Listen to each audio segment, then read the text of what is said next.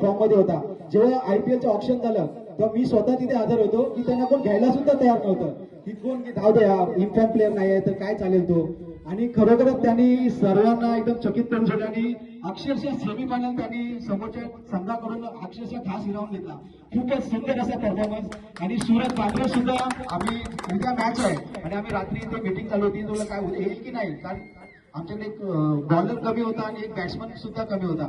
आणि त्यांनी आम्ही रात्री किती भरपूर फोन लावले येईल की नाही येईल की नाही. आणि येऊन त्यांनी मला तो मालिकावीरचा पण किताब पडला. खूपच उत्कृष्ट असा परफॉर्मन्स. जेवढा काय झालं सर्व खरोखर आमच्या सर्व संघाने छान असा परफॉर्मन्स केला. सर्वांनी मेहनत घेतली.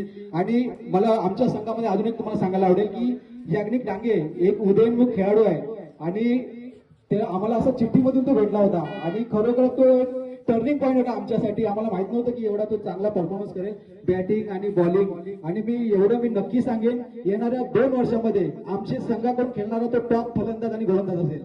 एवढं खूपच खरोखर चांगले असे त्याचा परफॉर्मन्स राहिलेला आहे.